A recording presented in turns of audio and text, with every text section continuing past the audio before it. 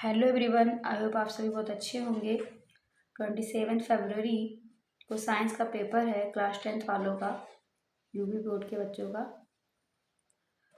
कितने नंबर से कौन कौन से क्वेश्चन आते हैं, कितने पार्ट होते हैं, ये पता होना चाहिए। ऑब्जेक्टिव किसमें के कितने नंबर के आते हैं, 3 पार्ट होते हैं इसके, फिजिक्स, केमिस्ट्री और बायो।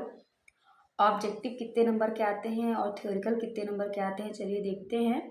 और उसके बाद देखेंगे कि फिजिक्स में क्या पढ़ना है आपको, केमिस्ट्री में क्या पढ़ने हैं और बायो में क्या पढ़ने हैं। स्टेप बाय स्टेप हम लोग सारी चीज़ों को देखेंगे कि क्या पढ़ना इम्पोर्टेंट है आपको, सब देखेंगे इसमें।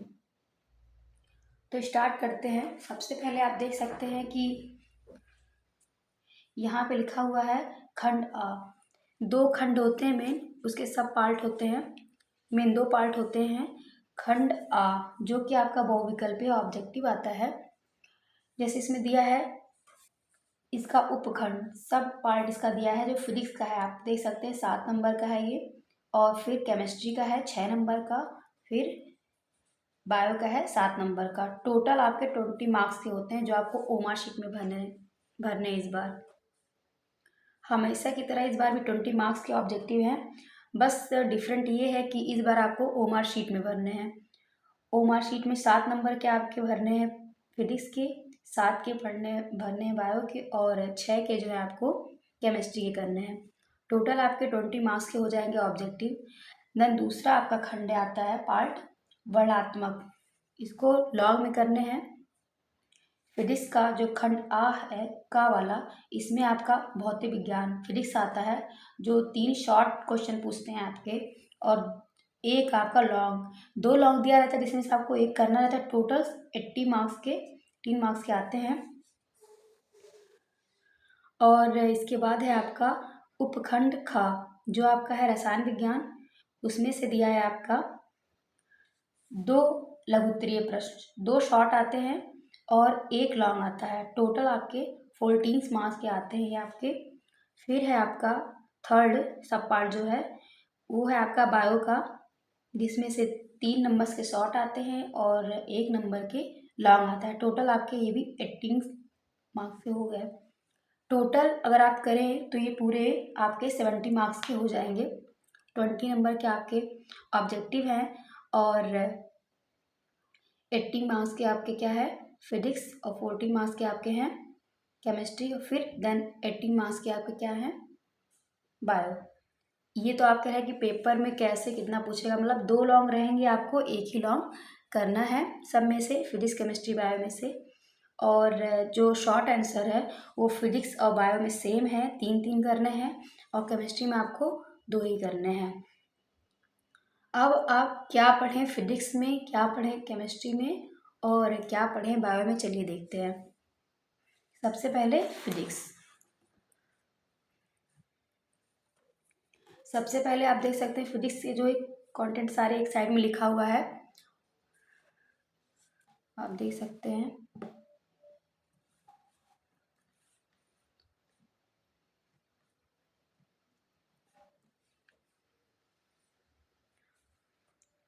सबसे पहले प्रकाश का परावर्तन, प्रकाश का परावर्तन। उसके बाद है दूसरा क्वेश्चन, उत्तल व अवतल दर्पण का उपयोग। कहाँ पे उत्तल दर्पण का प्रयोग किया जाता है, कहाँ पे अवतल, इसके बारे में लिखना है। और अवतल दर्पण के लिए सूत्र। दोष आपका आता है आंखों से रिलेटेड, निकट दृष्टि दोष और दूर दृष्टि दोष आता है। कारण पूछता है, निवारण पूछता है। मानव नेत्र का चित्र बनाकर और उसमें विभिन्न भागों का क्या करना रहता है वर्णन, जैसे रेटिना कहाँ है, कॉर्निया कहाँ है, ऐसे पार्ट्स, तो उसको बताना रहता है। वर्ण विक्षेपण, ये वाट की परिभाषा, विभवांतर की परिभाषा, प्रतिरोध क्या है, ये सब पढ़ लीजिएगा शॉर्ट में। ओम का नियम जो कि बहुत इंपॉर्टेंट है, ओम का नियम बहुत इंपॉर्टेंट है, और ये मानव नेत्र ये बहुत इंपॉर्टेंट है। प्रतिरोध ज्ञात करना 2 क्रम में, एक आता है समांतर, एक आता है श्रेणी। जैसे समांतर है तो उसकी ज्वाइनिंग ऐसे रहेगी, अगर इस तरह से कोई जुड़ा है तो ये आपका हो जाएगा समांतर, समांतर क्रम में जुड़ा है ये। और अगर एक ही रो में है तो ये आपका है श्रेणी क्रम, ये आपका समांतर क्रम।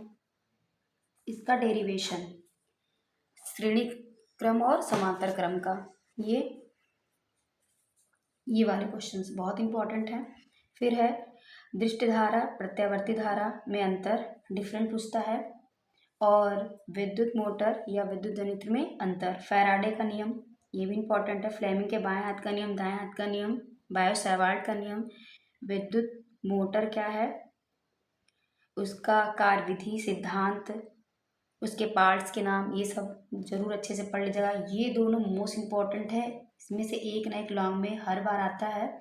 जितने भी हमने टिक किया इसको बहुत अच्छे तरीके से पढ़िएगा, ये बहुत इम्पॉर्टेंट है। पढ़ना तो जितना लिखा है सारा है, लेकिन मोस्ट इम्पॉर्टेंट अगर ये सारे जो हैं ये बहुत इंपॉर्टेंट है, जिस पर टिक किया है इसको प्लीज़ पढ़िएगा। बायो सैवार्ट का नियम भी इम्पॉर्टेंट है, ये सारे जरूर पढ़ के जाइएगा। फिर इसमें इतने ही, अगर आपने इतना ही पढ़ लिया तो आप पूरे नंबर्स पा सकते हैं। अब आप देखते हैं केमिस्ट्री में क्या पढ़ना है आपको। रसायन विज्ञान में आपको रासायनिक अभिक्रिया क्या है, मतलब केमिस्ट्री में आपको सबसे पहले चैप्टर में रासायनिक अभिक्रिया क्या है, उसके प्रकार, संयोजन, वियोजन, विस्थापन, द्विविस्थापन, ये पढ़ना है। ऊष्माक्षेपी, ऊष्माशोषी, ये पढ़ना है, मोस्ट इम्पॉर्टेंट है ये मोस्ट इम्पॉर्टेंट है आपके। ऊष्माक्षेपी, ऊष्माशोषी क्या होता है, संचरण क्या होता है, वीरगंधिका क्या होती है, रेडॉक्स अभिक्रिया, ये बहुत इंपॉर्टेंट है। सूचक क्या है, 2-3 सूचकों के नाम पूछ सकता है। आप मिथेल ऑरेंज जैसे हल्दी एक प्रकार का सूचक है, ये सब के नाम पूछ सकता है। पीएच स्केल क्या होता है, मतलब पैमाना क्या होता है। अम्ल, क्षार तथा लवण की परिभाषा देना, अम्ल के बारे में लिखना है आपको, क्या देता है, H+ आयन देता है, क्षार क्या OH- देता है आयन, और लवण क्या होते हैं इनके बारे में आपको लिखना है। लवण के नाम भी पूछ सकता है, अम्लों के नाम भी पूछ सकता है, क्षारों के नाम भी पूछ सकता है। अब बनाने की विधि, 4 केमिस्ट्री के पार्ट्स में आपको 4 बनाने की विधि है जो बहुत इंपॉर्टेंट, का रासायनिक गुण पूछ सकता है, बनाने की विधि पूछ सकता है, कुछ भी। विरंजक चूर्ण है आपका, जिसको ब्लीचिंग पाउडर भी कहते हैं, जिसका फॉर्मूला ये है। हो सकता है फॉर्मूला ना दे, बस नाम ही कह दे इसको बनाने की विधि, तो विरंजक चूर्ण, ब्लीचिंग पाउडर एक ही है, अलग नामों से पूछ सकता है। बेकिंग सोडा, सोडियम बाइकार्बोनेट नाम से भी पूछा जा सकता है। धावन सोडा, वॉशिंग सोडा भी कहा जाता है जिसको, ये भी पूछ सकता है। प्लास्टर ऑफ पेरिस, ये भी बनाने के लिए 4 हैं आपके। इन चारों में से एक तो कन्फर्म है आपका लॉन्ग में पूछेगा ही पूछेगा। इन चारों में से कन्फर्म है कि लॉन्ग में एक ना एक इसमें से आएगा ही आएगा। रासायनिक गुण भी पूछेगा, उपयोग भी बस पूछ सकता है, बनाने की विधि भी पूछ सकता है, और अयस्क और खनिज की परिभाषा, प्रगलन क्या है, भर्जन क्या है, निस्तापन, भर्जन में अंतर, तांबे का निष्कर्षण और मिश्र धातु क्या है। ये आपका इतना पोर्शन जो आप देख रहे हैं ये आपका केमिस्ट्री का है। थोड़ा सा पार्ट इसका और है केमिस्ट्री का, क्योंकि इसमें चैप्टर ज़्यादा हैं। तो ये समजातीय श्रेणी क्या है, एल्केन, एल्कीन, एल्काइन, मतलब single bond, double bond, triple bond, इसके बारे में। सिंगल बॉन्ड में क्या होता है, एन, डबल बॉन्ड में इन, एल्काइन, ये सब एल्काइन होता है। ट्रिपल बॉन्ड में संतृप्त हाइड्रोकार्बन किसी का जो सिंगल बॉन्ड रहता है उसको संतृप्त, जो डबल या ट्रिपल बॉन्ड होता है वो असंतृप्त, ऐसे पूछ सकता है। बताने के लिए हो सकता है इसका फॉर्मूला पूछ ले, इन का, इन का, आइन का। समूह या मूलक क्या होते हैं ये बताना है आपको, पूछ सकता है शॉर्ट में। आयपेशी नाम, ये तो पूछता ही हर बार, 2 क्वेश्चन इसके रहते ही हैं कि आयपेशी नाम, नाम दे देगा, कहेगा इसका आयपेशी नाम बताइए क्या होगा। साबुन बनाने की विधि, जो कि रिएक्शन अगर आप कर दें तो बहुत अच्छे नंबर मिलेंगे। ज़्यादा से ज़्यादा केमिस्ट्री में आप यूज़ करें रिएक्शन का, थ्योरी कम लिख सकते हैं लेकिन इसका रिएक्शन ज़्यादा से ज़्यादा लिखें। मिसेल पर टिप्पणी लिखना। एथिल एल्कोहल C2H5OH,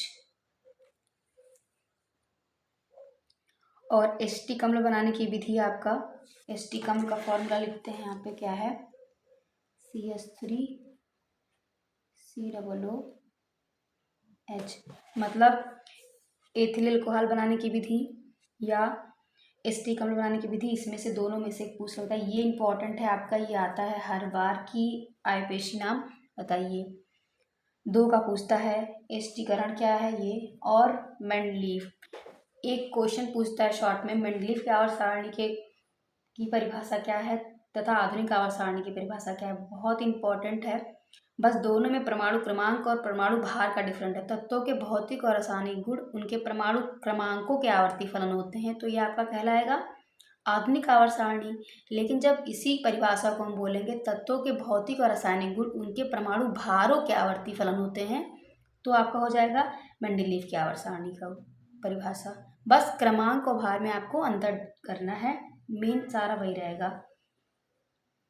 इन दोनों में मेंडलीफ की आवर्त सारणी के गुण दोष बताना है। दीर्घ आवर्त सारणी के गुण क्या है, इसकी परिभाषा क्या है, ये ऐसे क्वेश्चन आएंगे, ये भी बहुत इंपॉर्टेंट है। अब लास्ट में आपका आता है बायो। बायो में आपको क्या पढ़ना है, प्रकाश संश्लेषण, सूरज की रोशनी में भोजन कैसे बनाते हैं पौधे, पोषण क्या है, पाचन किसे कहते हैं। पाचन किसे कहते हैं, डाइजेस्ट सिस्टम का एक डायग्राम जो होता है, जो कि हमने पिछले वीडियो में भी बना के बताया है कैसे बनेगा, बहुत इंपॉर्टेंट है। आप प्लीज़ उसको ज़रूर देखिएगा वीडियो को, कैसे उसमें बनाया गया है। आप इंग्लिश में हिंदी में यूज़ करके आसानी से बना सकते हैं उसका नेमिंग करके। मनुष्य के श्वसन अंग का भी चित्र बनाता था, कार्य भी करने के लिए आता था। ये सब आपके डायग्रामेटिक वाले हैं। डायग्राम इसमें भी है, इसमें भी है डायग्राम आपका, ये भी आपका डायग्राम ही है। हृदय क्या है, और इसका एक डायग्राम जरूर पूछता है कि हृदय का डायग्राम बनाने के लिए उसके कार्य और क्या है हृदय। हार्ट, रुधिर परिवहन मतलब कैसे ब्लड का सर्कुलेशन होता है हार्ट से बॉडी में, बॉडी से हार्ट में, ये आपका रुधिर परिवहन हो गया।